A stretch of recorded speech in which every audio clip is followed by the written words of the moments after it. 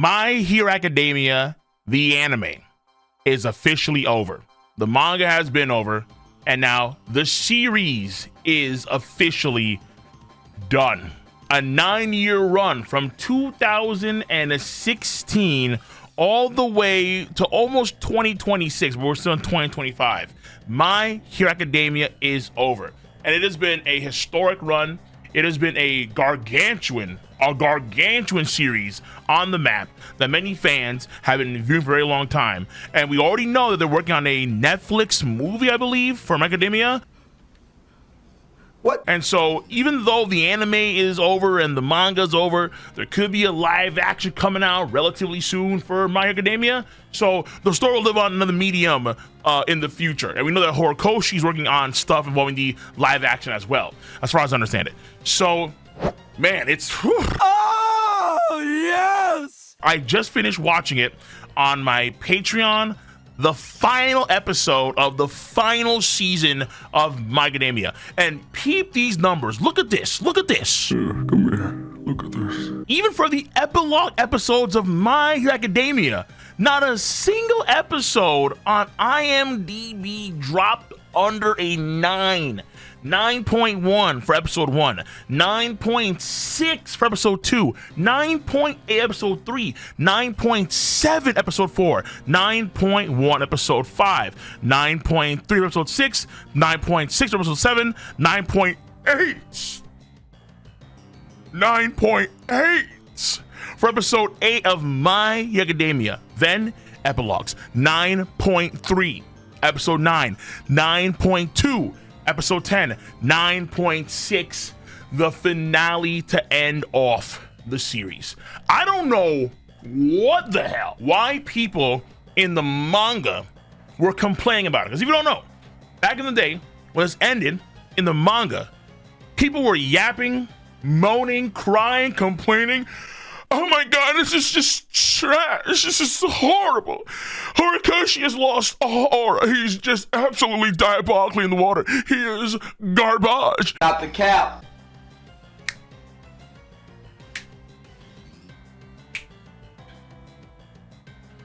And when you go to my Patreon and you see all my reactions to these episodes, it's been nothing but heat this whole season. This whole season. Maybe the things the folks complain about the most when it came to the finale of the story, it would be number 1, Bakugo come back to life for being resuscitated by Ed Shot. Maybe that'd be a major complaint. Number 2 is the fact that you have All For One be deemed a lonely man. You're just a lonely person with no real power, All For One. That's a bit lame. Fair enough, I won't deny that. Number 3, there were some memes I saw about Deku being a McDonald's worker or something. Like the idea was My 9 to 5 Academia. Crazy. That is diabolical. Billy Butcher, diabolical work. But none of that's here. He's just a teacher at the academy. He has no powers anymore. His embers went away the moment he graduated. At some point in time in 8 years, he became a teacher. And then we see later on him get the ability to be a hero again through technology. Okay, let's say that's number 4 issue, potentially, where folks didn't like him getting, you know, some degree of his hero abilities back, but they're through technology. And the signs were clearly there for that. When All Might himself went toe to toe with All For One with tech. So if the abilities of Class A could be repurposed as technology during that fight, and we've seen the technology improve over the course of the series. I mean, we have the Midoriya shoot style with his legs, how technology has been improving throughout the entirety of the series. Why would it be the case here where come 8 years after all said and done, he'd be able to get technology that could actually replicate some of his powers in full? And again, the signs were there in the All Might versus All For One fight in this season. To me, the complaints are, as I envision them, ill-founded. But let me know your stance. If you read the manga, what do you think about My Academia's complaints in the manga? Because as an anime only watcher of My Academia, absolutely finger licking good. Delicious. For this season of MHA, I would say the season is a 9 out of 10. I think it's a very, very, very strong season. I would put this season for sure for sure among the better shonen seasons that we've seen so far in anime. I think it's a very strong season, and I think the numbers only bear that fact out, where obviously a lot of folks were really enjoying this season of MHA, and you can kind of tell, even though we've seen good quality animation for the previous seasons, but we've seen some like top tier golden animation this season. This season has been just unbelievable, and it's been a treat. And of course that matters. When you're rating, let's say, the quality of a manga, part of that component is going to be the arc itself. And then so in the same vein here, when you're rating anime, you want to see some good animation, and good animation helps out a lot. So I would say animation wise, it's been pretty damn good. In terms of pace and structure and the plots overall, again, pretty damn good too. There are some elements here for character that I do find a bit questionable. Like I do find, again, the All for One thing being a bit questionable. Spinner's book being a bestseller is a bit concerning, but at the same time, the idea is that Midoriya and company have helped change so much of the environment of the country itself, where people are now more confident in themselves to be heroes, to kind of step up and take the plate. Even though they're not, let's say, superpowered people, they can still be a hero in their own small way. Again, you kind of see with the grandma, where the grandma, she does take the hand of this kid, and then grandma, who apparently was the one that had a chance to even stop Shigaraki, she's there for this kid. And then this kid we do see 8 years later in Midoriya's class, where this kid could have been, let's say, the next Shigaraki. He was clearly ostracized from his family. They literally had his mouth taped up. Like, it was like some old school Sanji from Whole Cake Island in his flashback, where he had a horrible childhood. And the grandma, or the old lady, could have helped Shigaraki way back when, but kind of chose not to. She now steps up here. She takes the risk, grabs this kid's hand, and then you can see how in her own right, she becomes a hero by helping this kid in a great time of need. So the idea of like being a hero is not, let's say, a one-person job now, or let's say a select few job. It's like the community as a whole has improved dramatically. So even though you do have, let's say, again, Spinner's book out there, people are now more courageous than ever. So there are things that are a bit negative, but overall I would say the negatives are far and few in between, honestly. And I would say, and like this, let's say, and for this video, and for this video, like off the top of my head, not a deep dive video, but let's say for off the top of my head, I would say for sure this was like a 9 out of 10 season. As a whole, I would say that the series is at the lowest a 7.5 out of 10, and at the highest an 8 out of 10, which would be like a great in my book. I do think that the series as a whole does kind of suffer from a few things here and there. Overall animation for the entire series has been just outstanding. 7 out of 10 on average. More often than not, you do have 8 out of 10s where it's like really, really good. And then you have this season where it's like, oh man. I would say the last 3 seasons of animation were 8 out of 10s minimum. They were just so damn good on a regular basis. So animation, I think overall this series is pretty damn good. You won't have a One Punch Man season 3 situation like we have now. No. That's not happening with My Academia. But then let's say we go to arcs overall. Arcs overall, there are some arcs that are not good, right? Like I think the Festival arc is not that good. General Criminal and LeBron, they carried that arc. I think for sure also when they decided to switch around arcs, so the Endeavor Training Hero arc was placed in front of the My Hero Academia arc. I thought that was also weird too. Even as an anime only watcher, it felt kind of off that they did that switch. So there are some arcs I think they did not do a good job, honestly, in terms of course, the Class 1B arc. Oh my goodness. Class 1B snore. Class 1B snooze.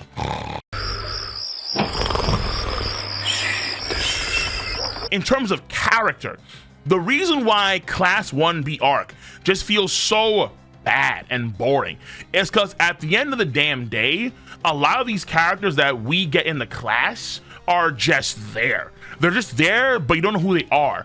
I know it's the tail martial arts dude, it's the sugar dude, it's the guitar girl, the kid that talks to birds, the invisible girl, and then from then on, some of these names sound familiar. Like, oh, the tape guy, like he's also like a guy, I don't remember off the top of my head, but you have, what, the shoji dude, you have Froppy, you have Mina, you have Aoyama. Like some of these characters are just like worthless, and they're all part of the Class 1A. So the compendium of characters in this story is so vast and large that you think about Class 1B. Class 1B, oh man, they just feel so unnecessary, and their rivalry just feels so shallow because, again, in terms of the Class 1A itself, you barely barely get to know any of these cats up until the very tail end of the series. Do you actually get to find out more about X, Y, and Z Invisible Girl, or X, Y, and Z Tape Guy, or X, Y, and Z Sugar Dude, or X, Y, and Z Talking to Animals Dude, right? There are some guys that stick out a lot for sure that are very important, but I think in terms of characters, that's one of the, for sure, the biggest fault of the series. But then on the flip side, a positive for the characters, I think for damn sure, are the villains. The villains. Strong villains. Broad chest, big backs. Not fat, but all lats, muscular backs. We're talking about All For One. We're talking about Shigaraki. We're talking about Dabi, Overhaul.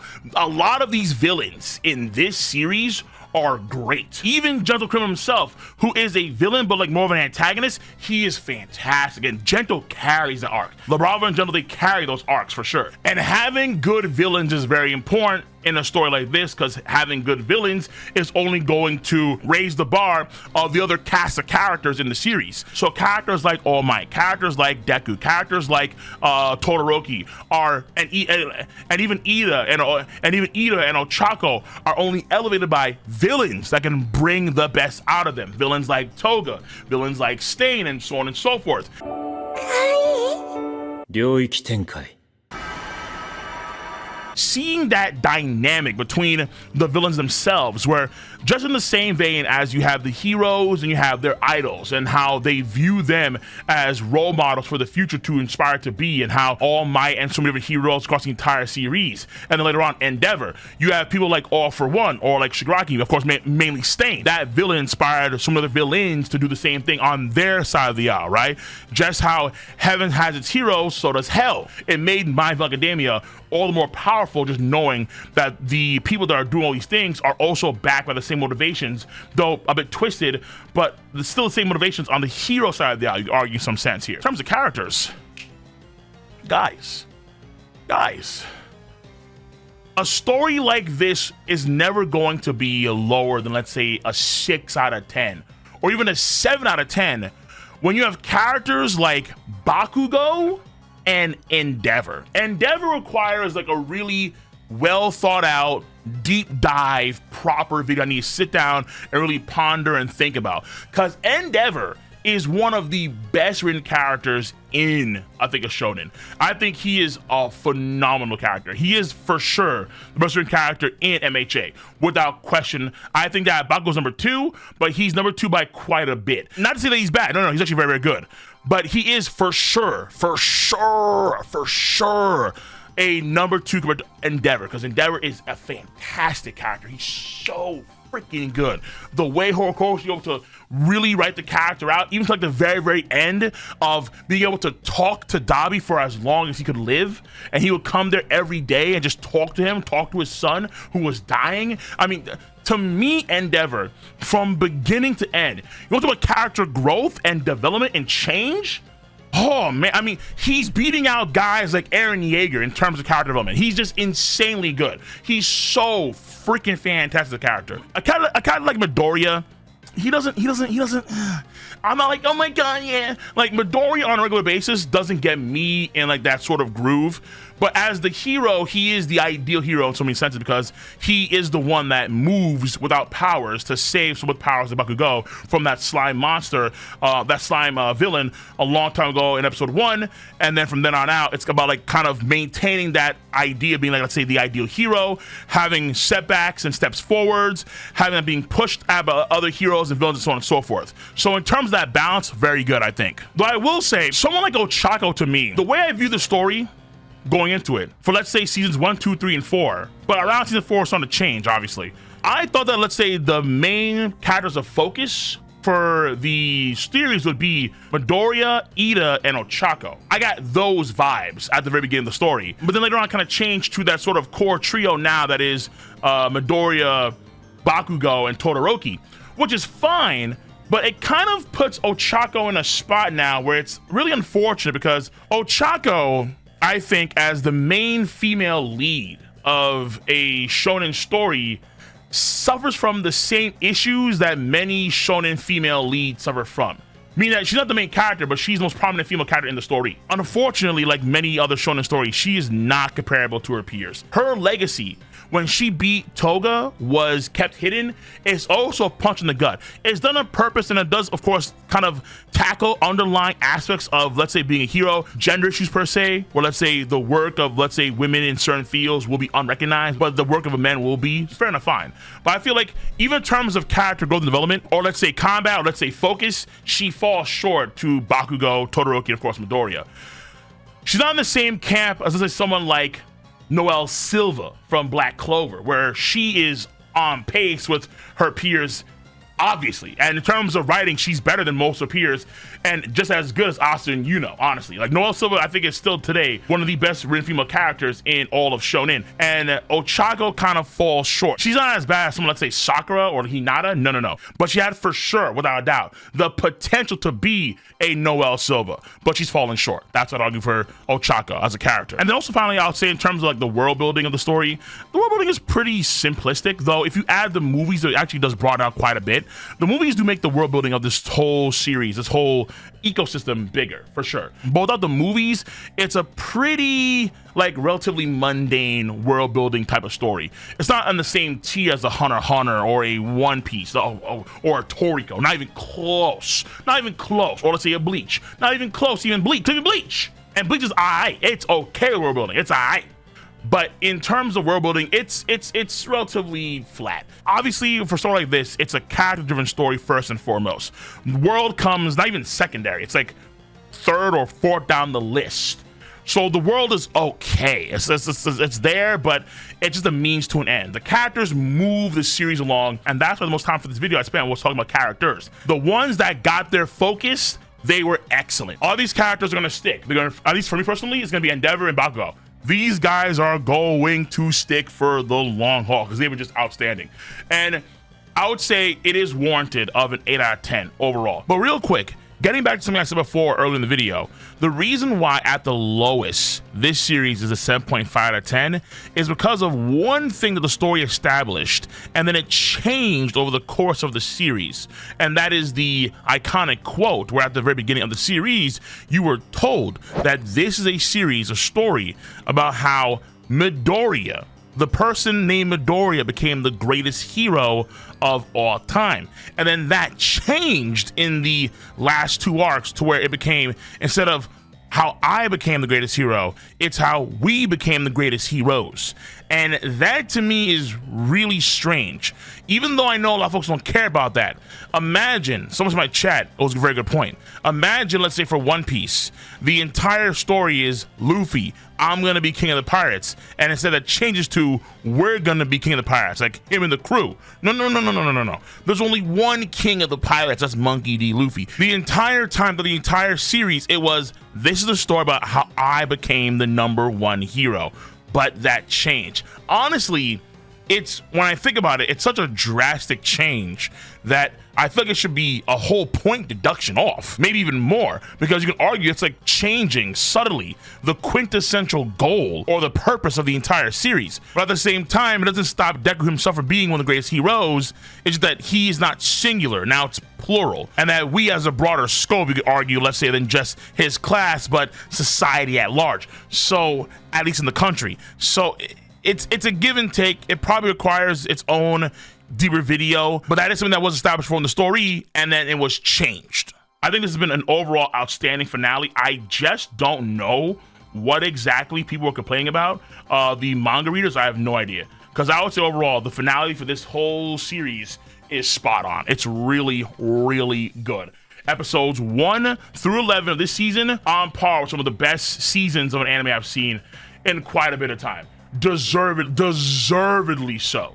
It's not perfect, but no series is perfect. No series is perfect. On that note, My Hero Academia is over. If you want to see reactions to My Hero Academia, of course, on Patreon first and foremost, but then later on upload to my Cole Reaction YouTube channel. All links in the box below. Check them all out. And big thank you to Bones Films for making a very, very, very, very, very damn good adaptation of one of the best ongoing manga for a very strong while, Horikoshi's My Academia. Again, not over yet because there is a live action coming out. Hopefully it's gonna be good live action, hopefully. And we do have minor content in Vigilantes coming out. That's been pretty good so far with Vigilantes. So the future for this world as a whole is not over yet.